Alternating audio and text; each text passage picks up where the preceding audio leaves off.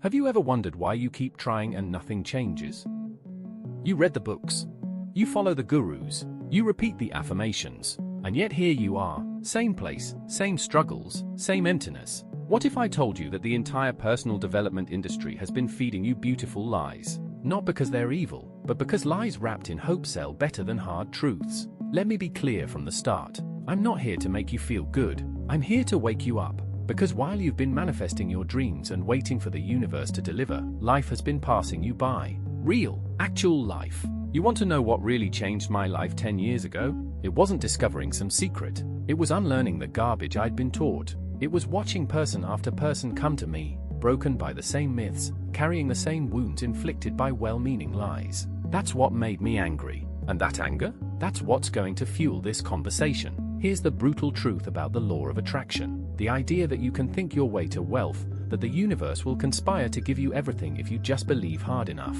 This isn't just useless. It's actively harmful. It's a mental prosthetic that keeps people who need real help stuck in fantasy. They tell you to visualize already having achieved your goal, to feel it so deeply that cosmic energies align. And here's the sick part, if it works, the law of attraction gets the credit. If it doesn't work, you do. You didn't believe hard enough.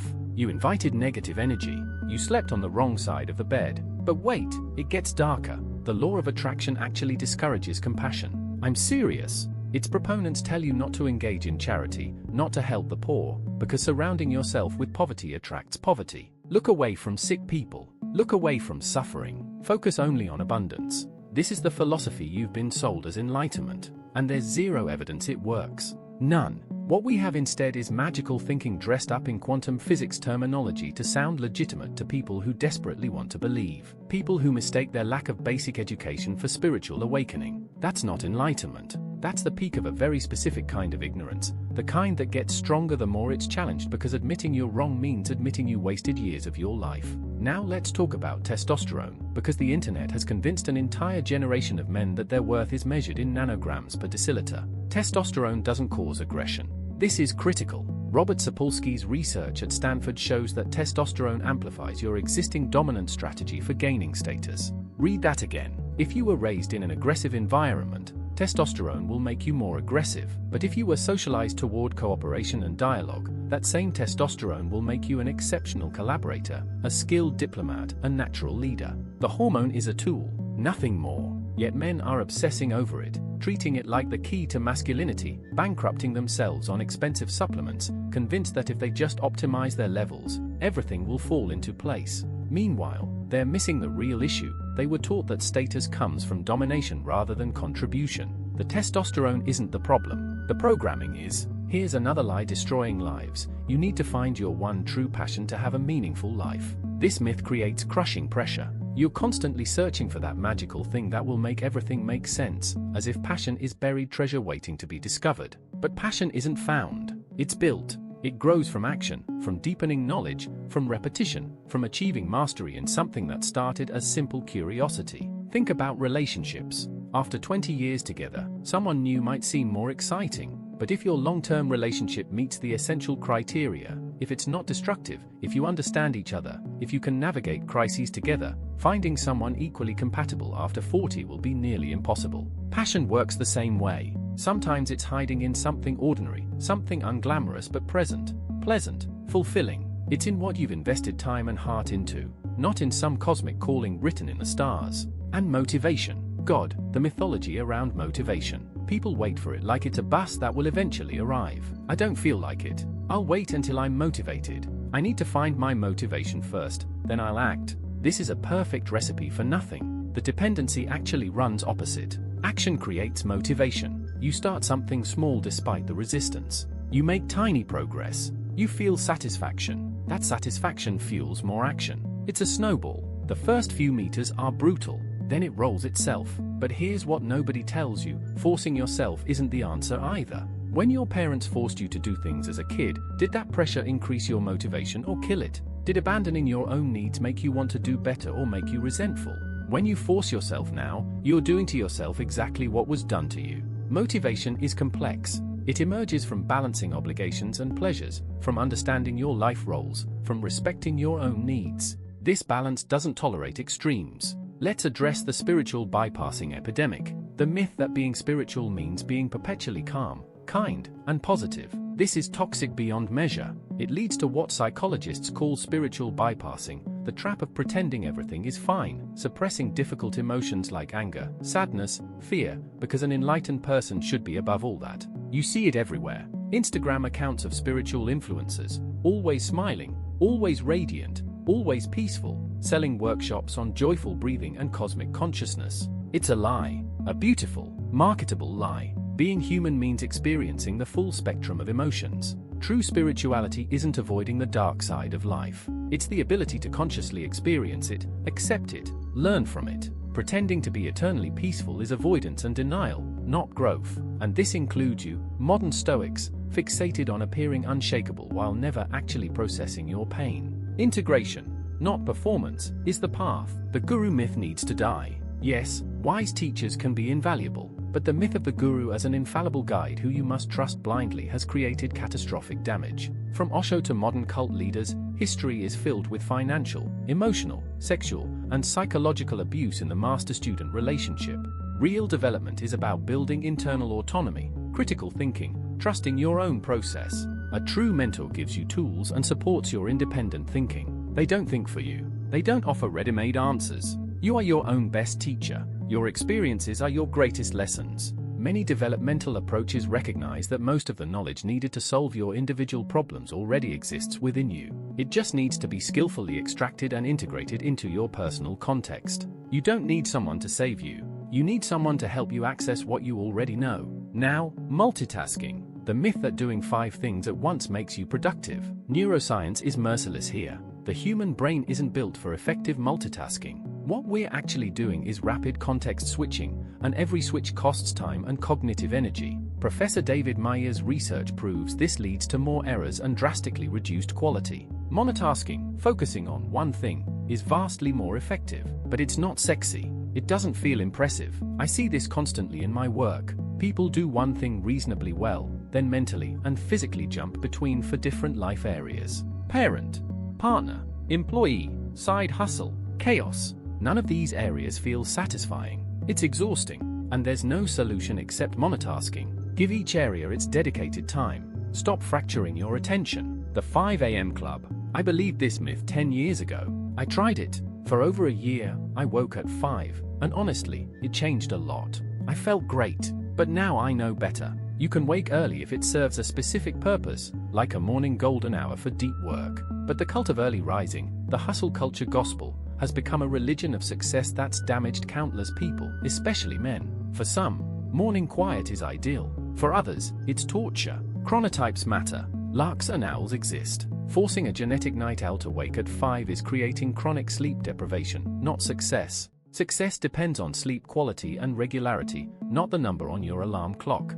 Find the rhythm that fits your organism. Stop blindly copying the habits of supposed successful people. I fell for it. I learned. Most people haven't. Failure, the myth that it's the end, proof you're insufficient. Our culture punishes mistakes. In school, if you didn't know something, you were penalized. This is completely backwards. Not knowing is the perfect opportunity to learn, not to receive punishment. And then we carry that fear forward. We treat failure as a definition of our worth. It's not. Failure is feedback, data, information showing what didn't work and what needs adjustment. Carol Dweck's work on growth mindset shows this clearly. People who treat failure as a lesson rather than a verdict achieve significantly more. The anti-system mythology that going against the grain is the only path to development was useful maybe in the 70s or 80s. Back then, mainstream thinking was genuinely limited, and contrarian wisdom offered real value. But now, modern psychology has integrated and verified the useful lessons while discarding the nonsense. Anti-system thinking has become a manipulation tool. It's deeply anti-scientific, mixing occasionally effective advice with ignorance and arrogance, presenting personal opinions as universal truths. I see it repeatedly. Another man arrives, talking about the same charismatic podcaster, the same guru whose advice led him to an obsessive fixation on personal effectiveness, burning him out completely, because he believed the content. The harsh, edgy, radical messaging that aggressively attacks his sense of inadequacy. The anti-system angle has been weaponized to spread misinformation and manipulation. Be wary. Total responsibility. The myth that you're 100% responsible for everything that happens to you, including diseases and accidents. Personal responsibility is important, but this myth takes it to absurdity. You don't control everything. Systemic factors, biology, accidents, random chance all play roles. Blaming yourself for illness isn't just unfair, it's harmful. It leads to victim blaming. On a smaller scale, this echoes in decisions like going to work sick instead of taking medical leave, producing capital for a corporation while destroying your health. I must rise to the challenge. I can't show weakness. I can't be sick. This mentality especially crushes people in provider roles, those who feel they must always be there for others, who treat themselves as tools, as machines. In difficult moments, this burns them out completely. Responsibility is responding wisely to what happens, not magically controlling the universe or treating yourself like a transmission that must always be in highest gear. Life hacks, secret techniques, magic bullets. People search desperately for shortcuts, hence the popularity of biohacking, which is often just intellectualized consumption of expensive supplements with marginal effects but powerful placebo and phenomenal marketing. In the manosphere, testosterone measurement fantasies spread. Earlier, it was CBD oil promises. Many other methods. The truth is brutal. There's no pill for personal development. Real, lasting growth is a slow, long-term process of changing habits, beliefs, working with those beliefs. Integration, sometimes accepting difficult facts about yourself and your limitations. Deep transformation must occur, not quick fixes. Forgiveness. The pressure to immediately forgive everyone who hurt you in order to move forward can be immense. There's even a radical forgiveness trend, but forgiveness is a complex internal process, not a simple decision or act of will you can command yourself to perform. Sometimes you need time, working through pain and anger. Often forgiveness is confused with accepting the wrong that happened or, worse, justifying the perpetrator. Sometimes, before even thinking about forgiveness, what's more important is setting healthy boundaries, protecting yourself from further harm, or even ending a toxic relationship. There's a spectrum of responses, not just one mythical path to cleansing. Material wealth being unspiritual creates two toxic extremes. One is classic materialism, the conviction that money defines human worth, that you must accumulate and grab. The other, equally toxic, is treating money as taboo, as shameful, pretending it has no meaning. Wealthy people excel at this, casually asserting money doesn't bring happiness. Easy to say when you have plenty. The problem isn't resources themselves but our relationship with them, unhealthy attachment, or building entire identity on wealth. Money is a tool, nothing more, nothing less. You're broken and need fixing. Many approach personal development like repairing a broken appliance. Something's wrong. Fix me. Tell me what to do. You're the mechanic. Apply your tool so I work again. This is a trap. Development isn't repair. It's integration. It's about accepting all your parts as they are, even those you dislike, those you perceive as weaknesses. Understanding them. Examining them. This is what Jung called shadow work. Understanding where certain patterns came from, what function they serve. Then you can consciously choose more constructive ways of responding. First observe, name, then neutralize and construct. You can't cut out parts of yourself or replace them entirely. That's impossible. Meditation means turning off thoughts or emptying your mind. How many times have you tried to shut down thoughts during meditation only to discover the harder you try, the louder they scream? It's a trap.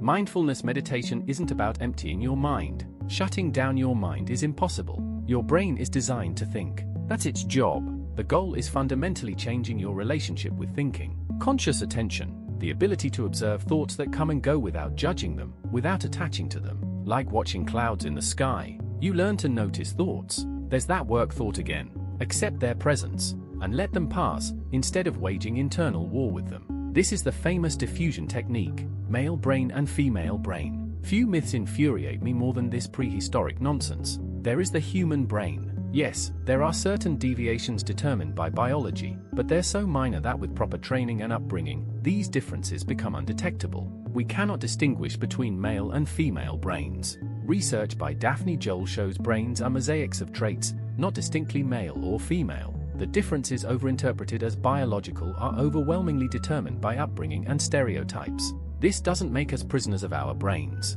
This approach, male brain versus female brain, is useless. It serves no constructive purpose. It's used to reinforce harmful stereotypes, to beat women and men over the head, not for development, not for growth. Throw this myth out the window. Affirmations like "I am rich," "I am successful" magically change reality. Repeating "I am wealthy" when you can barely make ends meet won't make money appear in your account. Worse, research by Joanne Wood shows that affirmations drastically inconsistent with deep beliefs and observable reality can trigger the opposite effect: cognitive dissonance. Your mind screams you're lying, you're deluding yourself, and you feel even worse, guilty. More effective is focusing on process, realistic steps. Today I make one smart financial decision. I dedicate an hour to learning new skills that increase my earnings. Focus on what you can actually do. Psychedelics as a shortcut to enlightenment. Psychedelic substances are experiencing a renaissance in therapeutic research. That's fact. But we're talking about studies, experimental trials, a long, difficult road to establishing this as a therapeutic mechanism without major side effects.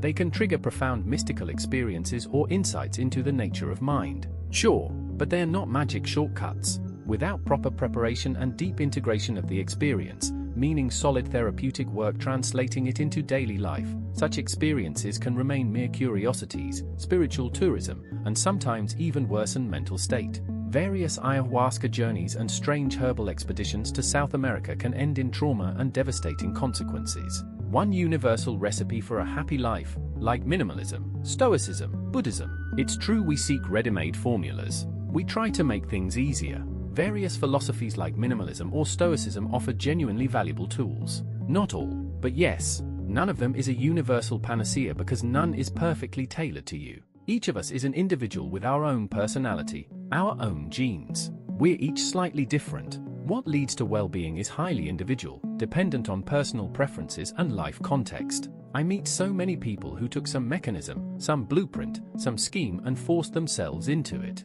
Then they howl in pain. Blindly copying someone else's life model without reflection on what's important to me rarely leads to authentic fulfillment, usually to disappointment. Left-brained logical people and right-brained creative people. My God, how many educational stages did I hear this? Absolute massacre. Still repeated in universities. Still repeated by educators. Educators love this myth. It's wildly popular. Unfortunately, it's a massive oversimplification and false. Both hemispheres are inseparably connected by a dense network of neurons, specifically the corpus callosum, and they cooperate in nearly every complex task to varying degrees, both logical and creative. These tasks are distributed throughout the entire brain. This myth is especially alive among educators. I genuinely don't understand why educators do this to themselves. Learning styles, visual, auditory, kinesthetic learners, and that these styles have crucial impact on education level. Another persistent myth repeated constantly in pedagogy. A gigantic educational industry is based on matching teaching methods to a student's preferred style. Sounds logical, sure. The problem is that dozens, even hundreds of scientific studies and reviews and entire meta-analyses, including an extensive review by Paschler, McDaniel, Rohrer, and Bjork, have not confirmed that such matching produces better learning outcomes. Dear educators dealing with education and learning, read about learning and your subject. This is a painful myth. Despite years of research showing delivering information in every possible way based on preferences doesn't improve results, pedagogy can't seem to catch up. Maybe the myth is too convenient. Maybe there's too much business around it. I don't know. Expressing anger through screaming or hitting a pillow is healthy and reduces aggression. This myth has a long history. It seems intuitive that expelling anger brings relief. However, psychological research, for example by Brad Bushman, shows something completely opposite. Such behaviors like screaming, hitting objects typically don't reduce anger. They strengthen it. They reinforce toxic reactions, impulsiveness, establish aggressive response patterns, and reduce social inhibitions. They function as anger training, teaching our nervous system this is the proper way to handle frustration. Listening to Mozart makes babies smarter. The so-called Mozart effect. Everyone's encountered this. You hold a speaker to the pregnant belly. This myth was incredibly popular in the 90s. The whole commotion came from one study in '93 by Rauscher, Shaw, and Kai, conducted on college students, not children. The study showed only temporary 10 to 15-minute improvement in spatial reasoning tasks immediately after listening to a Mozart sonata. There's zero scientific evidence that listening to Mozart permanently raises infant intelligence. It's been studied. Nothing exists. Lie detection. The famous polygraph as a lie detection method. Absolute nonsense, disproven 100,000 times. Yet it's still used. Moreover, even in Polish courts, polygraph testing is still admitted not as decisive evidence but for consideration, and specialists are paid to conduct such tests. Contrary to popular belief, the polygraph doesn't measure lies. It only measures physiological reactions associated with emotional arousal. That's it. We're talking about changes in heart rate, blood pressure, or skin perspiration. The problem is such reactions can appear both in someone lying from fear of detection and in an innocent person from stress related to the accusation itself. We can't really tell. Polygraph results aren't recognized as reliable evidence in most legal systems in the civilized world, not necessarily in Poland, where it's considered. Strict parents raise well-behaved children. My God, strict parents primarily raise children who not only pretend to be well-adjusted in front of them but learn clever strategies to avoid conflict and avoid their violence. Think about it, if harsh discipline, lining people up, punishment, yelling, humiliation worked, then military, labor camps, gulags would release perfect citizens, wonderful people, role models, in love with their oppressor and their country. You see and hear something's wrong here, right? If you're an authoritarian parent who answers children with "because I said so,"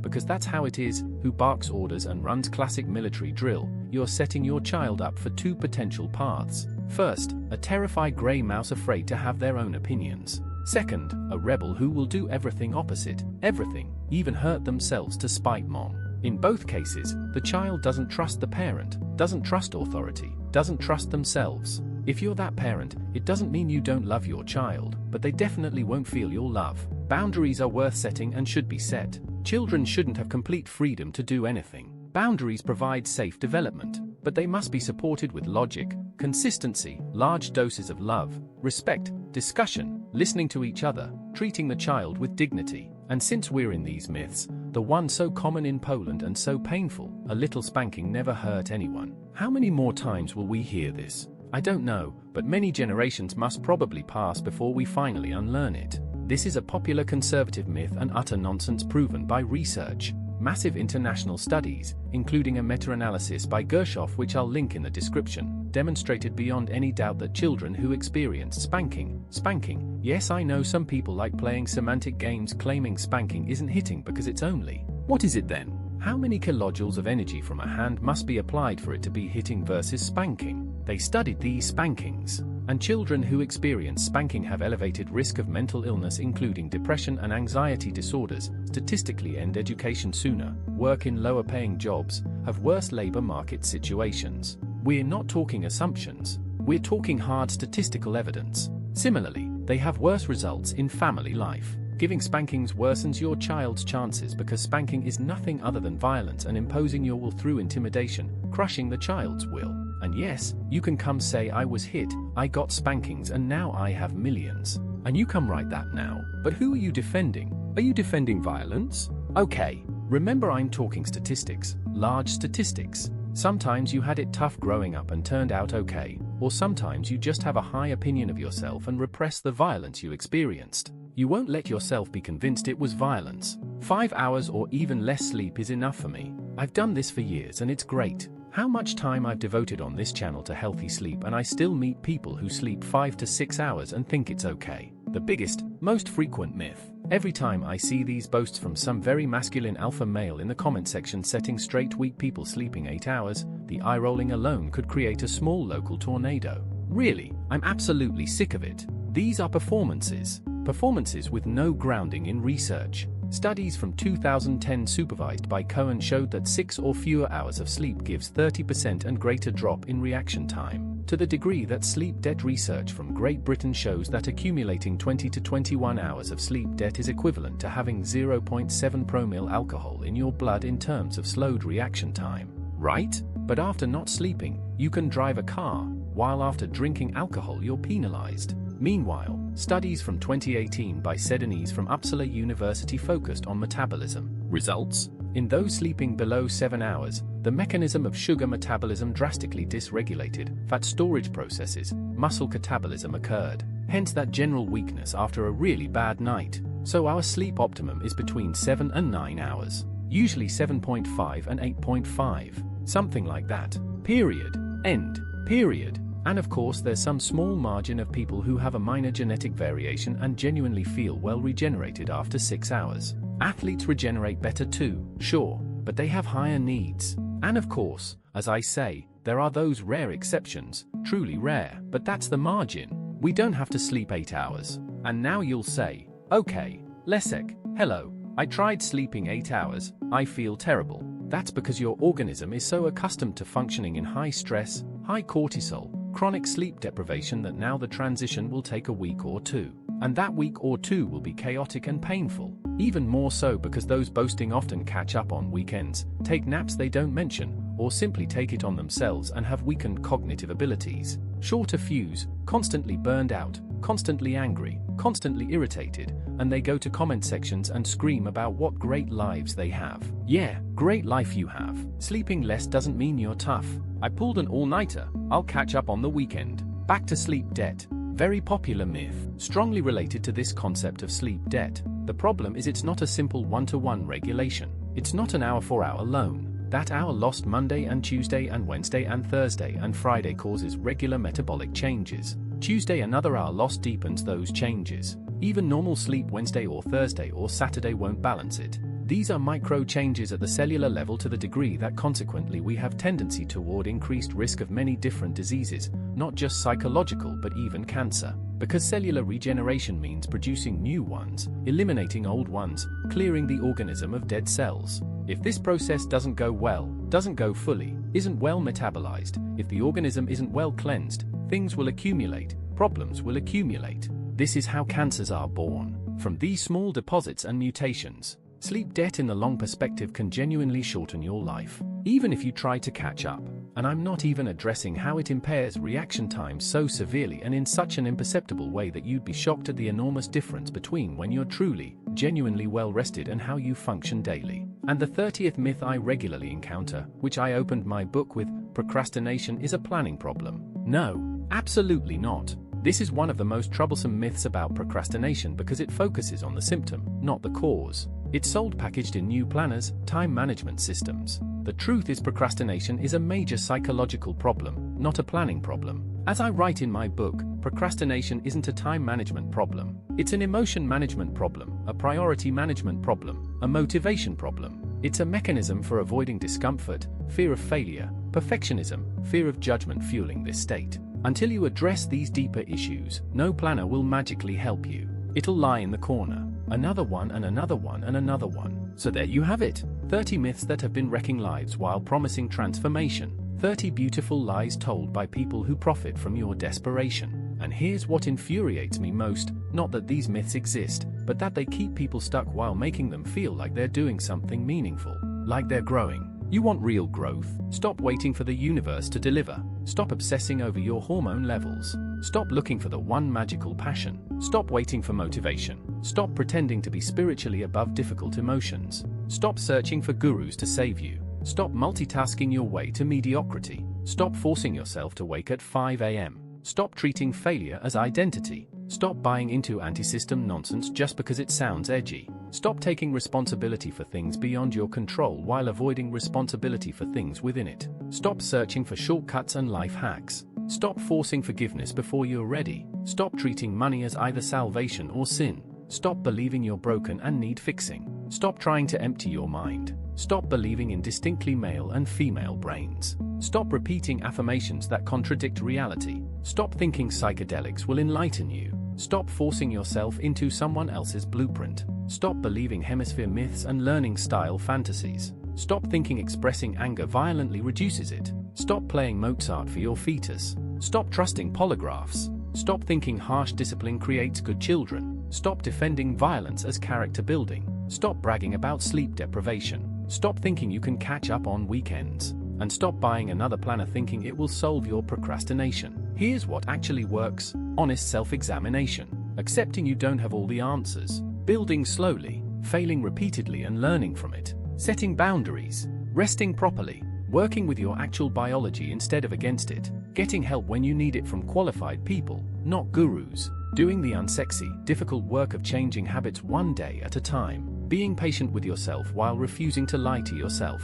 The truth doesn't sell as well as the lies. The truth doesn't promise quick fixes or cosmic intervention. The truth is that you already have what you need. You just have to stop filling your head with myths long enough to access it. You have to stop performing development and start actually developing. So here's my challenge to you. Pick one myth from this list that you've been living by. Just one. The one that made you uncomfortable when I called it out. Write it down. Then write down one concrete action you can take today that contradicts that myth. Not tomorrow, today, right now. If you believe the law of attraction, go take one physical action toward your goal instead of visualizing. If you've been forcing early mornings, sleep according to your actual chronotype tonight. If you've been treating failure as final, identify one lesson from your most recent setback. If you've been waiting for motivation, do 5 minutes of the thing you've been avoiding. One myth, one action. That's how real change starts. Not with cosmic alignment or perfect plans or finding your passion. With one honest step in a direction that actually serves you.